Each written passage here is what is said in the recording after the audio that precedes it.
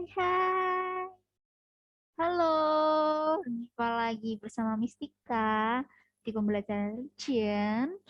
Nah, pada video pembelajaran kali ini, Mistika akan menjelaskan mengenai pengertian dosa. Pengertian dosa. Mari kita belajar bersama-sama apa saja sih pengertian dosa. Apa itu pengertian dosa? Kita akan belajar sama-sama. Nah, pengertian dosa ya. Kita bisa sambil membuka di Kejadian 3 sampai 4 ya, sambil dibuka. Jadi kita hari ini di video pembelajaran kali ini ya, kita akan belajar tentang pengertian dosa ya. Kalau sudah dibuka ya di Kejadian 3 sampai 4 pasti di Kejadian 3 kalian akan melihat ya judul perikopnya ya. Manusia jatuh ke dalam dosa ya. Nah, oke. Sambil dilihat Alkitabnya dan kita akan lanjut.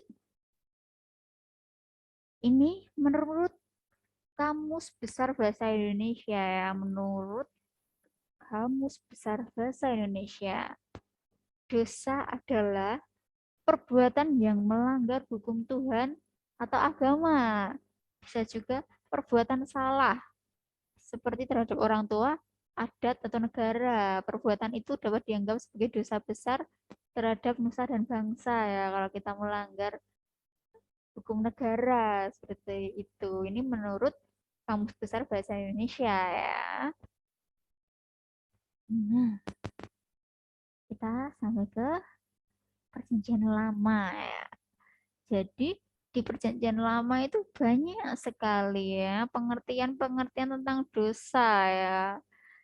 Dan di Perjanjian Lama itu bahasa aslinya bahasa Ibrani ya. Jadi bahasa asli Alkitab itu bukan bahasa Indonesia ya ataupun bahasa Inggris ya, tetapi bahasa Ibrani di Perjanjian Lama ya. Khususnya di Perjanjian Lama itu bahasa Ibrani ya.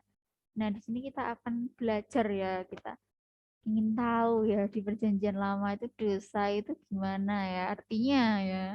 Nah, ini ada kata ya, kata yang artinya tidak mengenai sasaran atau meleset.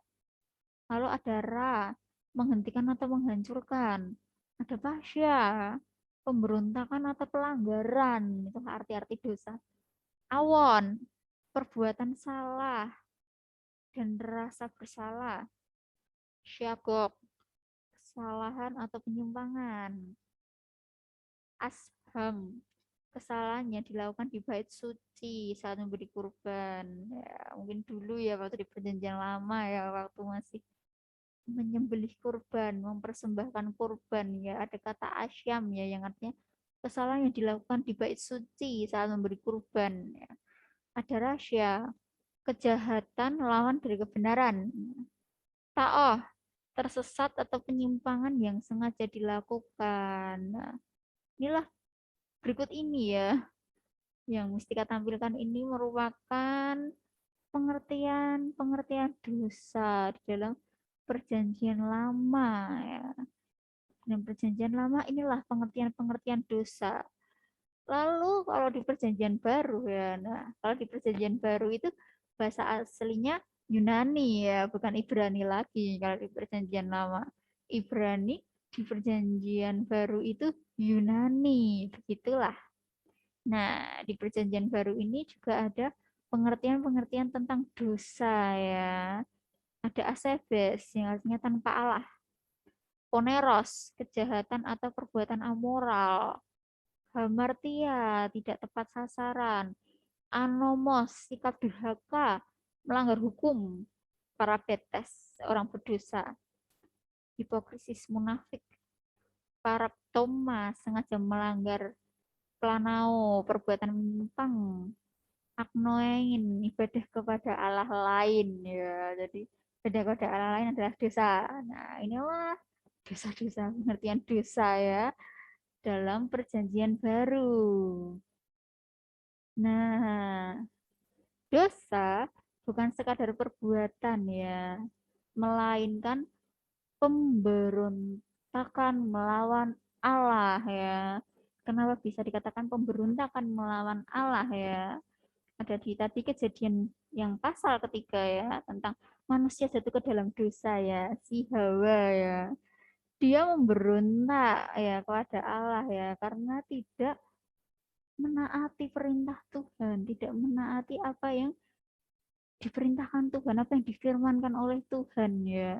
Tetapi lebih percaya ya, lebih tergiur oleh saran-sarannya iblis seperti itu, saran-sarannya ular. Jadilah dikatakan memberontak ya, melawan Allah ya. Seperti kita tidak menaati perintah-perintah orang tua, berarti kita memberontak kepada orang tua. Itulah dosa ya. Dosa itu pemberontakan melawan Allah ya.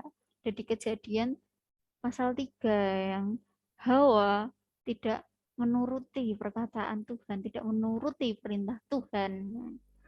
Lalu dosa adalah kuasa yang membelenggu manusia begitu kuat sehingga manusia tidak bisa melepaskan diri ya. Contoh, sekali berbohong akan lebih mudah berbohong di kemudian hari ya. Itulah contoh dosa ya. Contoh kuasa dosa yang membelenggu manusia ya. Contoh kecilnya ya. Kalau sudah terbiasa berbohong akan lebih mudah berbohong. Bahkan susah lepas dari berbohong itu. Nah, itulah yang dinamakan kuasa ya. Kuasa dosa yang membelenggu manusia begitu kuat. Sehingga manusia tidak bisa melepaskan diri.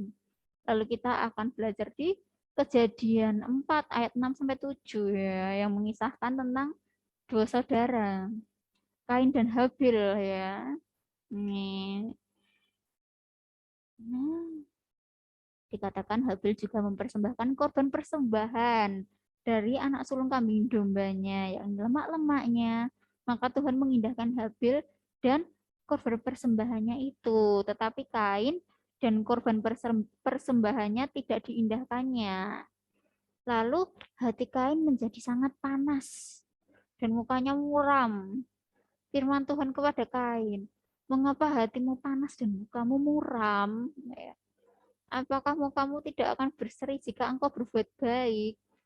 Tapi jika engkau tidak berbuat baik, dosa sudah mengintip di depan pintu. Ia sangat menggoda engkau, tetapi engkau harus berkuasa atasnya ya. Jadi di sini dosa ya, dosa yang mulai mendekati Kain ya, karena dia iri kepada Habil, karena kenapa cuma persembahan Habil aja ya yang diterima sama Tuhan gitu ya, kenapa persembahan Kain tidak. Itulah yang membuat hati Kain panas, sangat iri, sangat benci, dongkol seperti itu ya. Lalu ya di berikutnya ya, di ayat berikutnya ya, kata Kain kepada Habil adiknya, marilah kita pergi ke padang ya. Ketika mereka ada di padang, tiba-tiba Kain memukul Habil adiknya itu, lalu membunuh dia ya. Jadi Kain tidak peduli dengan peringatan Allah ya. Peringatan Allah itu yang mana? Di Kejadian 4 ayat 7. Apakah kamu tidak akan berseri jika engkau berbuat baik? Tetapi jika engkau tidak berbuat baik, dosa sudah mengintip di depan pintu ya. Ia sangat menggoda engkau, tetapi engkau harus berkuasa atasnya. Kain sudah tidak mau dengar itu ya. Dia sudah dikuasai oleh iri hati, kebencian ya. Dosa ya. Dosa dalam hatinya yang iri hati benci itu ya, dan yang dilakukan Kain, ia melanjutkan dosa di dalam hatinya menjadi perbuatan yang nyata, yaitu dia membunuh adiknya Habil ya. Jadi menjadi nyata dosa itu. Nah, kita sudah sampai pada kesimpulan ya. Yang pertama, Alkitab menjelaskan beberapa pengertian tentang dosa, bahwa dosa adalah perbuatan yang menentang kehendak Allah. Jadi pada dasarnya perbuatan Yang menentang segala perbuatan yang menentang kehendak Allah itu adalah dosa ya. Dosa adalah keadaan yang menyebabkan manusia terpisah dari Allah karena pikiran, sikap, perkataan, perbuatan yang salah dan tidak sesuai dengan kehendak Allah ya. Ada yang menyebabkan manusia terpisah dari Allah. Contohnya yaitu contohnya secara nyata ya di kejadian 3 ya, pasal 3 ya, masih dibuka ya Alkitabnya ya. Manusia jatuh ke dalam dosa ya. Ketika Adam dan Hawa jatuh ke dalam dosa, dia sudah diusir ya, langsung diusir dari Taman Eden. Jadilah ini pemisah ya, adanya pemisah antara Allah dan manusia, yaitu dosa ya. Jadi dosa adalah perbuatan yang menentang kehendak Allah. Segala sesuatu yang menentang kehendak Allah adalah dosa ya. Dan dosa adalah keadaan yang menyebabkan manusia terpisah dari Allah ya. Jadi dosa itu tidak hanya sekedar perbuatan, tidak hanya sekedar yang dilakukan, tetapi dari pikiran ya. Dari pikiran, kalau kita mau memikirkan yang jahat, siasat-siasat yang jahat, kita sudah berdosa dalam pikiran. Kalau juga di dalam sikap ya, dan juga di dalam perkataan. Kalau perkataan kita kotor, perkataan kita jelek, itu kita sudah melakukan dosa dalam perkataan kita. Dan perbuatan yang salah, yang pastinya tidak sesuai dengan kehendak Allah, itulah dosa ya. Dari pikiran, dari hati, perkataan, dan perbuatan ya, yang tidak sesuai dengan kehendak Allah, kita sudah melakukan yang namanya dosa. Seperti itu ya. Jadi kita sudah tahu ya pengertian dosa ya. Di garis bawahi di kesimpulan-kesimpulan tadi, dosa adalah segala sesuatu yang menentang kehendak Allah. Seperti Hawa yang menentang kehendak Allah ya, Tuhan berkehendak jangan dimakan buah yang di tengah-tengah itu. Tetapi apa yang dilakukan Hawa?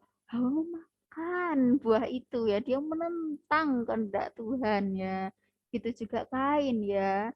Kain yang Tuhan nasihati, tidakkah mukamu berseri kalau berbuat baik ya, tetapi apa yang dilakukan Kain ya, dia tetap iri hati, tetap benci ya, dosa di dalam hatinya ya dilanjutkan menjadi perbuatan yang nyata, yaitu membunuh Habil adiknya.